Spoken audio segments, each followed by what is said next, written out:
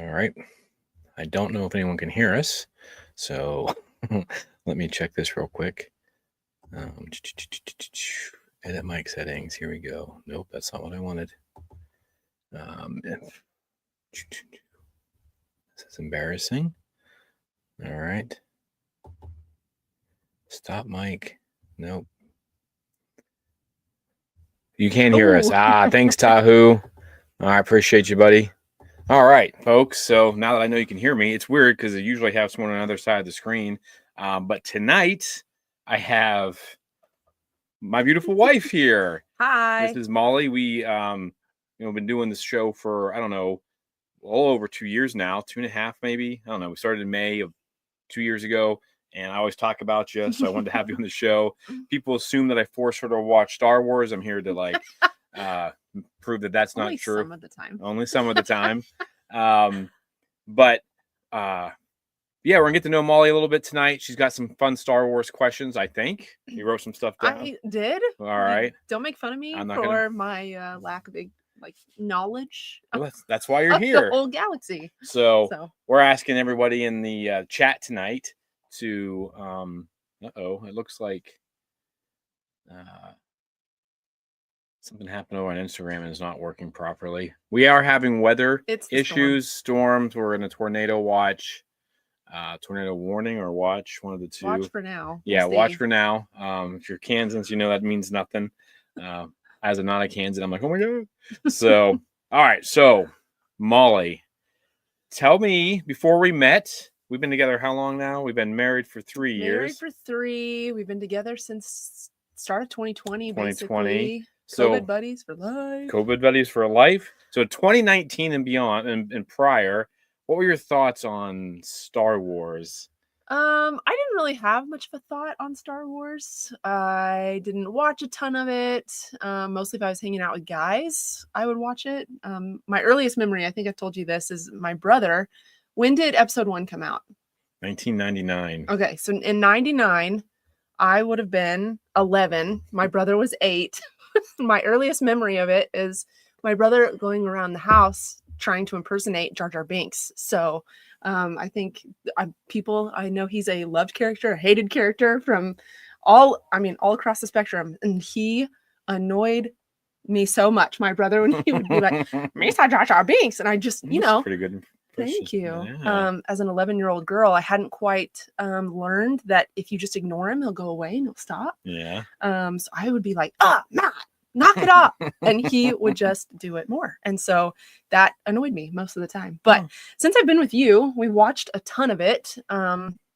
It is really interesting because it has a lot of real life, I guess, ways to talk about it. It brings up religion. It brings up politics. It's all about government. It's, kind of the clash and conflict several times throughout history. And so I feel like that's most of what Star Wars is they're focusing on the conflict somewhere in the galaxy. And that was one of my questions, actually, was, is there ever peace? And that's a good question. Are there any points in the whole timeline that you know of where we're talking about peace? And if there is, it's probably kind of boring because I get that the conflict is what makes really good TV and movies. So yeah, it's more about the wars than it is the stars, I guess.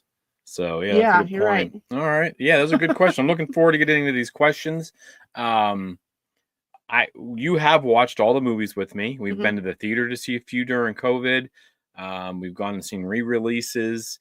Do you have a favorite film? Like, out of all the films that we've watched, do you have a favorite one? I really like the original, A New Hope. A New Hope. I like all those characters. It's got a little bit of everything, and I like that they didn't really know where it was headed at that point in time. Yeah.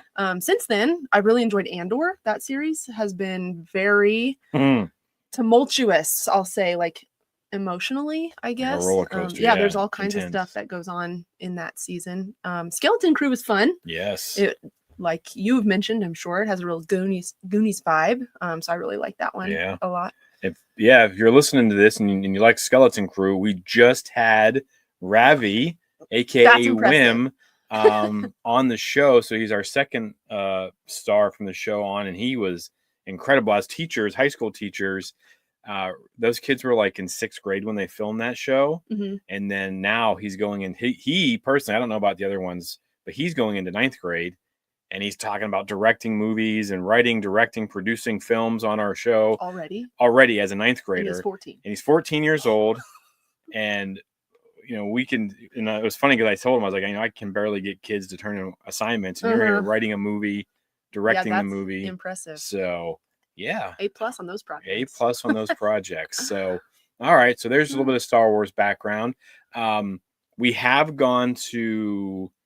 How many celebrations together? 3? So you've been to 3 out of the 4 with me. I've been to 2 myself. Okay. I came along on the trips for, I think, the one in Anaheim. That was your first. 2022. Okay. I didn't go to that one. All right. So Molly and I, but I've been to 2. And Smith, a good friend of ours, we drove to Anaheim. We went to Celebration. We drove 21, 22 hours. We drove there. And then we met my sister and another guy out there. We stayed in a really safe part of Anaheim.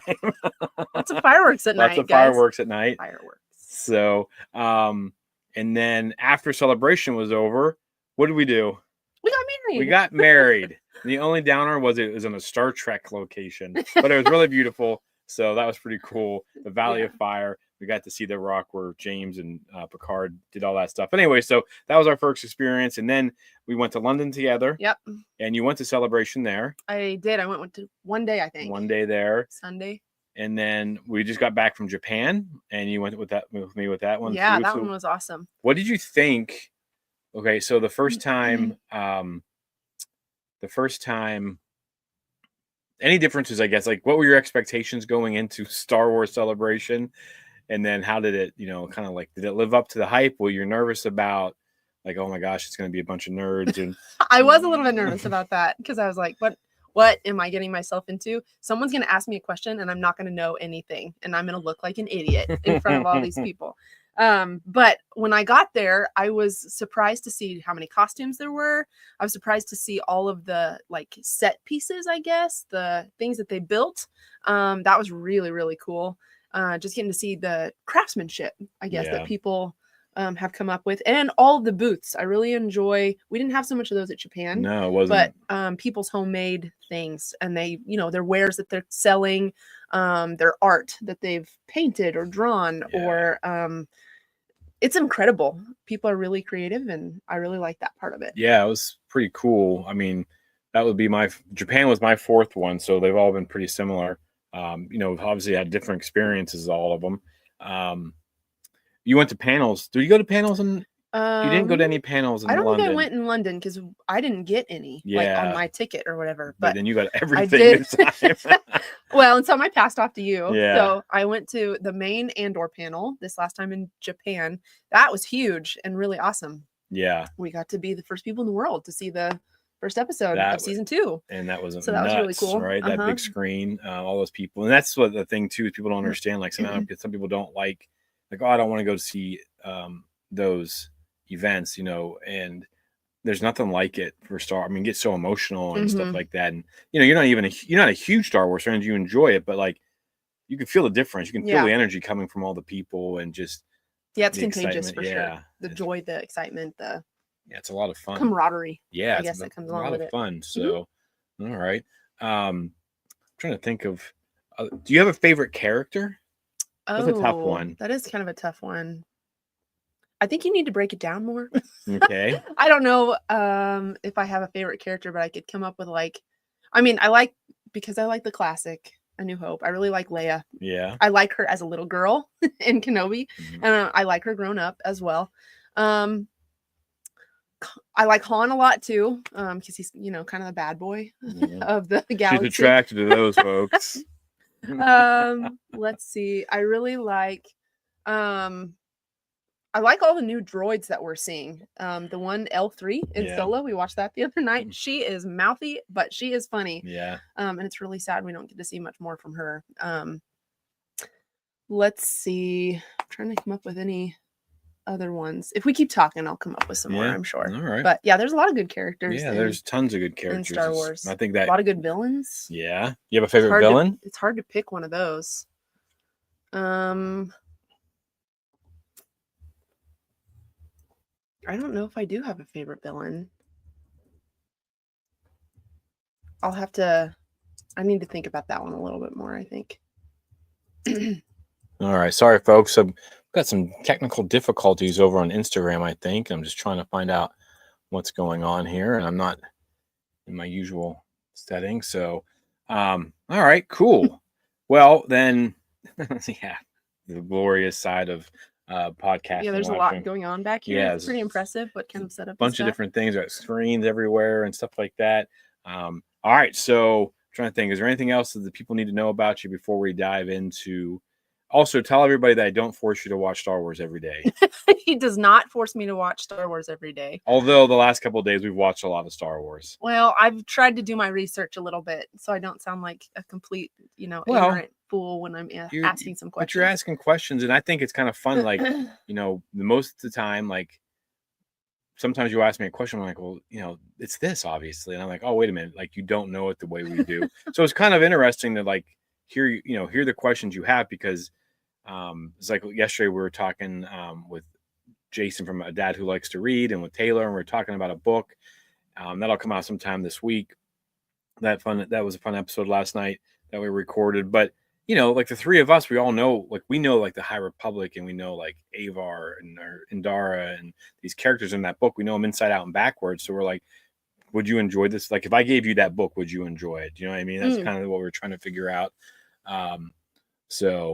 But anyways, yeah. So let's dive in. And so we watched the first 3 episodes of Mandalorian season 1. Mm-hmm. We watched 2 or 3 episodes of, I think 2 of Kenobi. We watched the first 2 of Ahsoka. We've watched Solo.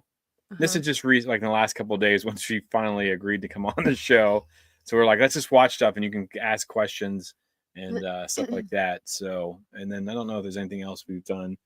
You've watched Young Jedi Adventures with Emmett. Yes, I did watch those. Yeah. So, but all right, well, let's dive into some questions, shall we? All right, let's do it.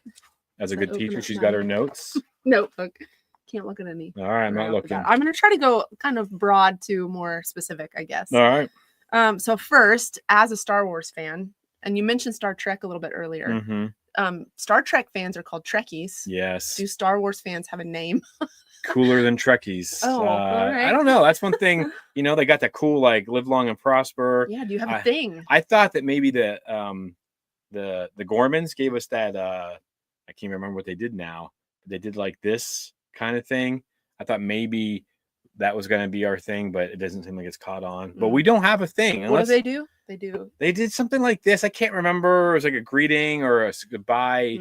Again, I've only watched the Andor season 2 once. I can't emotionally probably dive back into that yet. I know that but, one. It kind of grips you. Yeah. So yeah, no, we don't really have a thing. We don't have a greeting. Ironically enough, my first con ever was a Star Trek con with Mike. I didn't know any better. Is there photo evidence of that? There's probably not. It'd be way before cell phones. So is using the Force hand movement. I think that's all we have. Yeah. Was that like this? Yes. Did I do that all right? I think you did. Not hello there. Well, if you're British, you can pull that one off. Yeah, I guess. But we can't. We sound like a British accent. knucklehead. We have lightsabers. That's all we need. The nerdy bookshelf over on Instagram says we have lightsabers. That's all we need. It's true. It's funny is the funniest cosplay I think I've ever seen it, and I've seen it a couple times now. Is a red shirt. Do you understand the red shirt reference for Star Trek? So in Star Trek, if there's a character that's in a red shirt, he's most likely going to die if he's with the main characters. Oh. So like. Is that just coincidence throughout the series? I don't know enough about Star Trek to tell you. You'd have to have Mike on here. He's a bigger Star Trek fan than I am. But so that's like an acolyte when all those Jedi went to the planet with Jackie and all them. Like, they brought the red shirts along to die. And then when Jackie and Yord took it, I was like, wait a minute. Yeah, that was shocking. The funniest one was the Star Trek fan with the lightsaber through him. So he has the hilt out here and then the saber on his back. So it's pretty funny. That is pretty good. But yeah, I think maybe a little, little Jedi. Okay. Obi-Wan Kenobi opening up the doors as you walk through. Which he does every time we go into Dylan's Walmart. Nerd. It doesn't really ever get old. It's red shirts are basically expendable extras. Yes.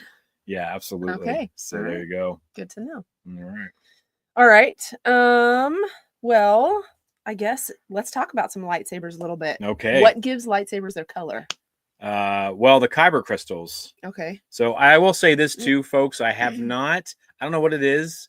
And people on here, if you're married, have girlfriends or boyfriends, and you're watching Star Wars or partners or whatever, I always feel weird for some reason when I ask you to watch the animated stuff, and I love the animated stuff. Like it's some of the best storytelling in Star Wars, but I always feel weird asking to watch cartoons with me. So, so she hasn't really been exposed to some of the stuff that you would know if you watch like the Clone Wars stuff like that. But the kyber crystals themselves are what give, unless it's red, and of course you have to do something naughty and do some damage. Like they call. So does any color lightsaber turn red if you're that bad? From what we understand, yes. If you're Sith bad? Yes, if you're Sith bad, and give me an example. Well, Acolyte, that was the first time we've ever seen it live action. Them bleed she kills Master Soul, and then she bleeds that saber.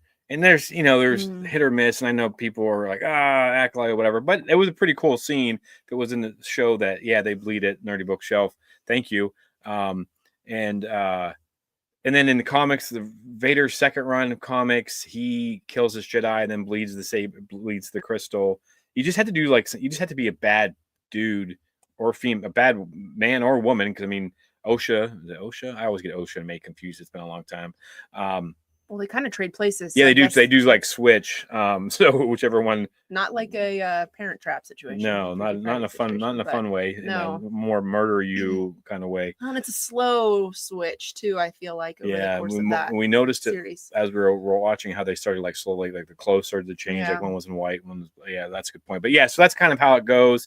And originally, it was just green and blue for Jedi and red for Sith, and then Samuel L. Jackson's. Supposedly, he's told this story a couple times that Nerdy Bookshelf says, I think it's been explained as feeding your anger and hate into the crystal. Yeah, I think you're right. And we've only seen it live action, like I said, one time in the Acolyte, and we've seen it in the comic books. And I think that might be all that I know of. I'm not a huge EU person. I didn't really read that growing up, so I don't have the background, even though, it wouldn't be canon anyways, but it would be some explanation. And then when Samuel L. Jackson said, I want a purple lightsaber because he wants to be able to stand out in Geonosis because he knew he was going to be like, a couple hundred Jedi out there. He wanted to stand out. And then that's kind of opened up, like Rey's yellow. Ahsoka's are white. Yeah, hers are white. Like she actually did like the reverse of the bleed in the book. In the Ahsoka book, she kind of, when she kills an Inquisitor, and then is like, she kind of does like the reverse of what bleeding a lightsaber, like bleeding the crystal.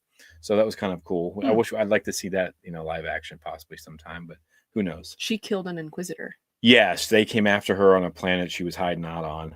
So it was in defense. Yeah. Which is okay for a Jedi. Yeah, you can defend yourself. You're just trying not to take life if you can help it, but you kind of have to. Sometimes there's no other. It's like Superman. Like he tries never to kill anybody, but even when he's fighting Zod, he kind of like, all right, this isn't going to end unless I absolutely end this. So yeah, Jedis don't want to take life, and all life is precious, even the bad guys. But they don't want to take life if they don't have to. Okay, that's kind of what separates them, really. But it also puts them in that weird like place where he's a hero, and like for story wise, I think you guys can tell me if you think I'm wrong. Almost up on a pedestal. Well, no, it just keeps the bad guys alive in the stories, because if you never kill them, right, then they can always escape. Yeah. They can always come back. They can always do more, and then you just have this continuation of like, fighting the good fight where the bad guys are taken, and that's the difference between like the light side and the dark side a little bit as well. It may not be that simple, but I kind of feel like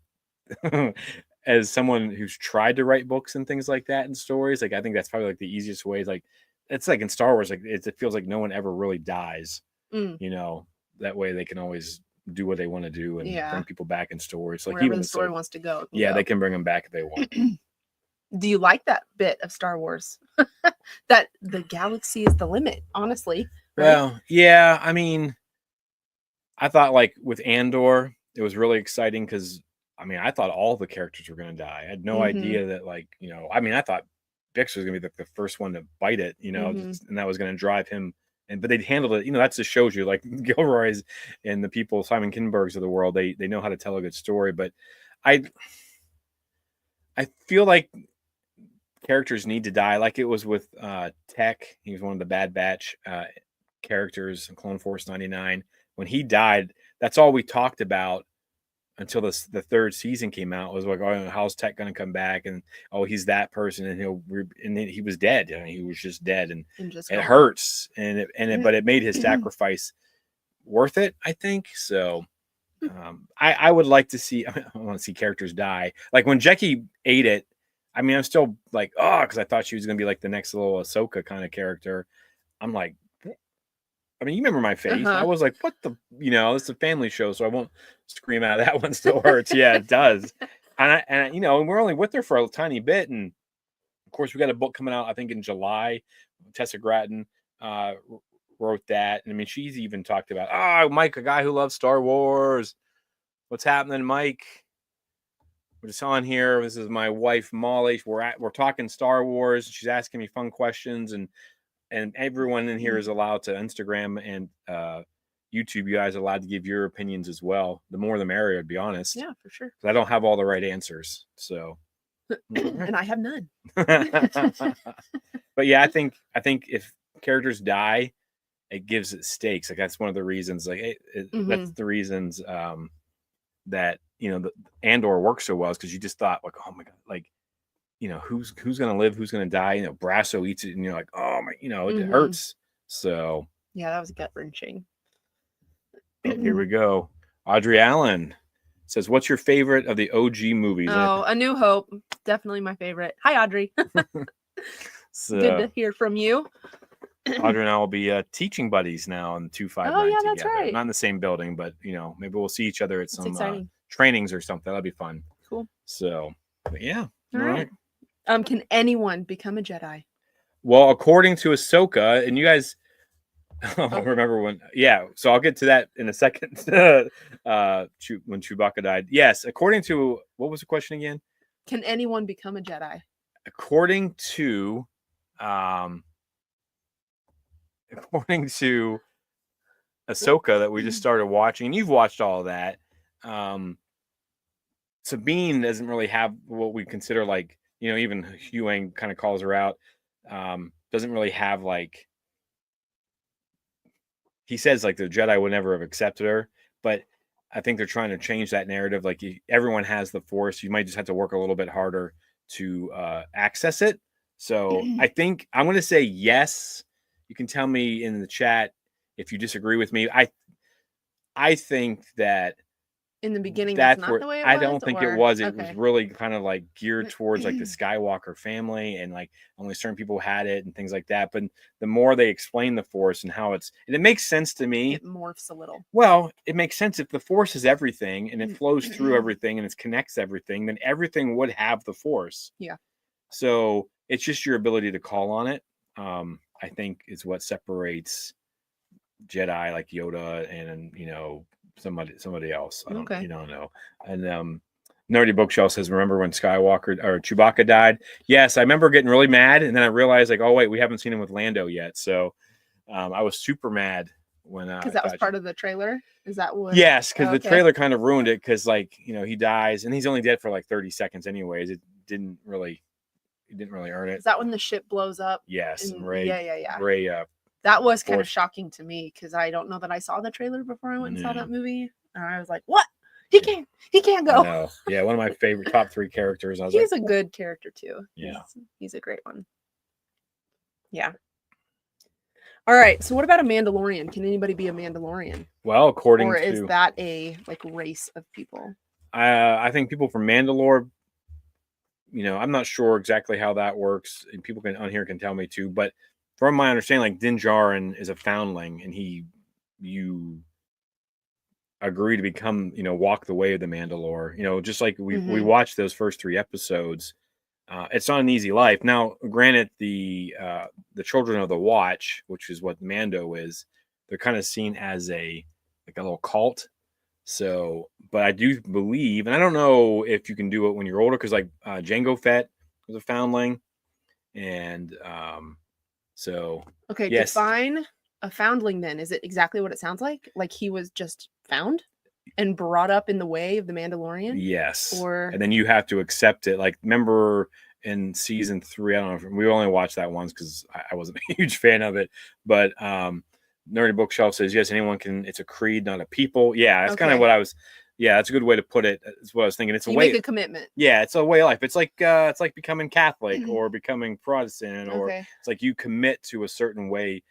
Obviously it's different than becoming religious, but the Mando says, I'm Mandalorian, weapons are my religion or whatever. But yeah, so you can be found, and Okay. you can be anyone. I don't know if there's like an agent like with a Jedi where like, oh, you're past a certain age, you can't become a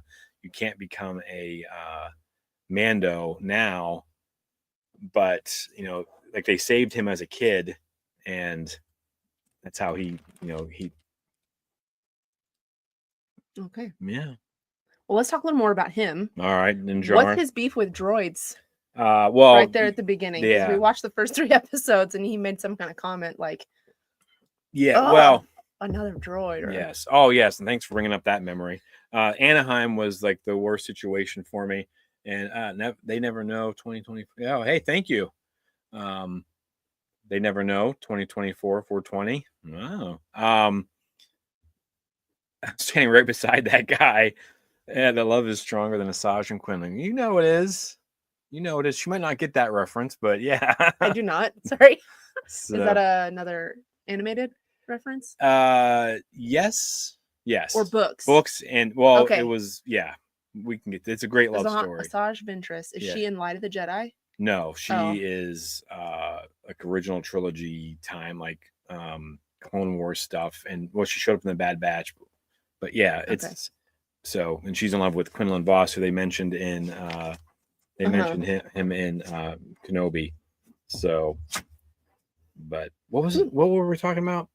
I got I think I asked you what Mando's beef is with. Oh, droids. yeah, because Dark Disciple, yeah, she's in Dark. That's a great, like, you might like that one. That's like this crazy love story. There's a love story in the Star Wars. Oh, there's a couple.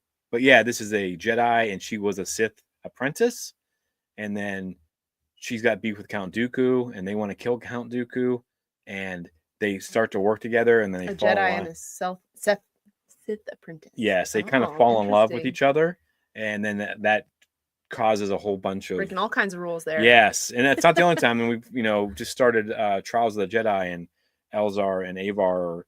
I mean, it opens up with them in bed together. So yeah, they're a little saucy. Yeah, so I've always wondered. Lost Stars, absolutely, my man. I've listened to it, and I think we listened to it. List. I think we listened to it one time driving back to Pennsylvania together. Oh, did we finish it? I think so. It's the one where one goes off into the rebellion and one goes off and fight for the Empire. It might have been a while, but yeah.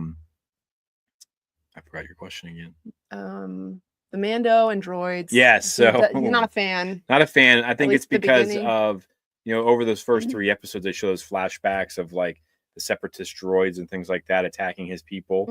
I think that's his issues with droids. Is like the only time he's probably been around them is when they've been killing everyone. He's a little droidist because he's had some bad encounters with. And that's kind of like your favorite OG movie, A New Hope. That's why when C-3PO and R2 come walking in, like, we don't serve their kind here. It's because the Clone Wars had just ended and everyone hates the battle droids and things like that because they cause so much damage. Well, they did a really good job then, like backfilling that story. Yeah. When they made those. That's pretty awesome. Well, kind of back to your mention of a love story in the Star Wars galaxy. There seems to be a lot of something for everybody. Yeah. Like there's heists. Oh, yeah. I love heist movies. I'm a big fan of the Ocean's movies. There's like government drama, right? Civil unrest, essentially. Yeah. There's action films. They're like pretty famous for that. Is there any like murder mystery? Well, I think that Acolyte was supposed to be that, but it felt I don't know what everyone else thinks, but I feel like it fell short because we found out right off the bat who the killer was. So it wasn't like it wasn't a great figure out who done it. I think I was always saying that when we did like a pitch shows and stuff like that, And I said that I think like a cop show on Coruscant would be Mm, really cool because you can imagine like there's some episodes in Clone Wars that are like whodunits. They're trying to figure things out, and most of the time those are 3 episode arcs that kind of tell a story. I wouldn't say that any of the movies have come out and been like a murder mystery. You know what I mean? But I think that it could work in Star Wars. I think it could work pretty cool. I think the fan base is big enough if they kind of like did a niche movie or TV series kind of like that, or like a comedy, like you said, a cop show. We Yeah. love like Brooklyn Nine-Nine, and we like The Rookie a lot, and there's enough drama and enough humor in those You that could have we keep coming back. And yeah, so you could it'd have be a kind of neat to fun have that.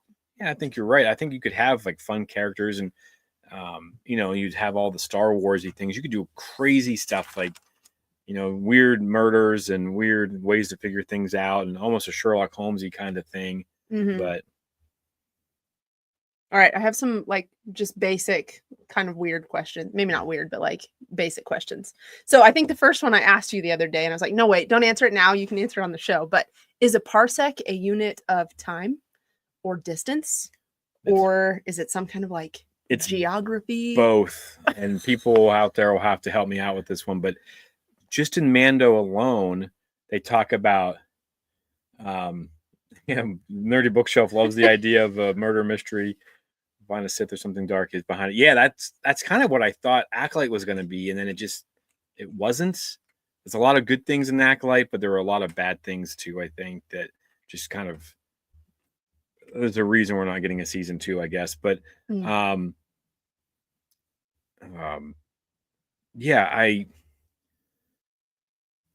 what was it one more time? The parsec. Yeah, so it is a distance. Yeah, I think it's both. Like I think it can be like interchangeable because like we made it in 12 parsecs if you round down, and then he talks about like within the parsec. So I think it kind of uses both, which is confusing. Okay.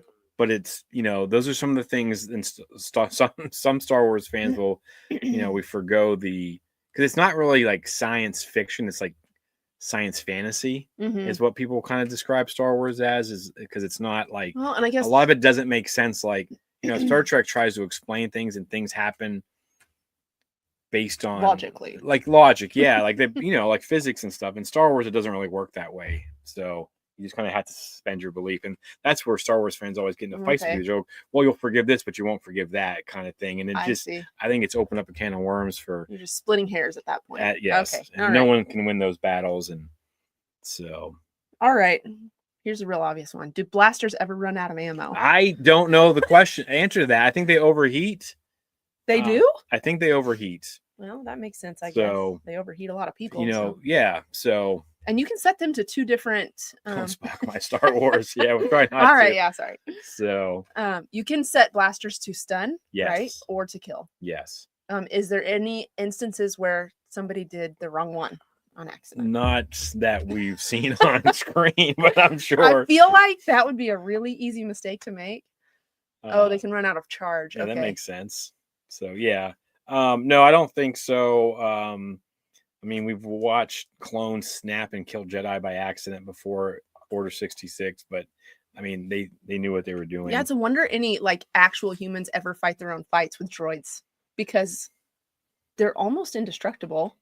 Yeah. But you also don't have, I mean, I guess it is like AI in the Star Wars galaxy too, right? Well, yeah, I mean, they think for themselves. They're almost sentient beings. Yes. I mean, the ones that we fall in love with, K2, L3, B2 Emo, Chopper, all those ones, they're more like sentient. That sass cannot be Yeah, and so something happens and they have a R2D2. But yeah, I mean, like sometimes it's like those loader droids, Ned B on where he wasn't allowed to talk, accidentally having a full blast of stuff. So like a Family Guy version of Star Wars. Yeah, it might be. Funny.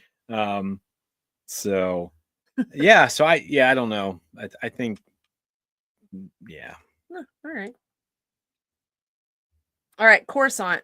How are there not more traffic accidents? Oh, that's you tell me, because That is nuts. There's because like so many levels of traffic, but you can see in the background they all go at like perfect right angles and they're in perfect lines. And I think they would have to be like we haven't spent a ton of time on Coruscant, but yeah, like because like in the prequels in the second one, I mean, I guess kind of going back to your murder mystery, like when they were trying to figure out who Jango Fett was, I guess that was a little bit of a murder mystery episode. okay. I just never think of it as that because it's just like a small piece in the middle, but that leads to more things. So I guess that might be your murder mystery. But yeah, I don't know because you're right. Every time you see it in animation or you see it in the shows, everyone's flying like Yes. here and here, and then they just. So maybe it's I'm only certain assuming it's like levels that you can go. air traffic controls like Is one way at yeah. certain levels. And how do you describe where you're going? Is there north, south, east, west Oof. in the galaxy on Coruscant? That's on any of these places? The questions I never think of, and I don't know. They use directions like left and right and stuff like that for stuff that they're doing. And they have navigational points. So yeah, I'm assuming there's like directions and addresses. It's just not something that like, hey, take me to 475 Wilshire. Yeah. Like I'm sure that probably exists though, because they have like the blocks like level 1313 in Coruscant, because every level's numbered and stuff like that.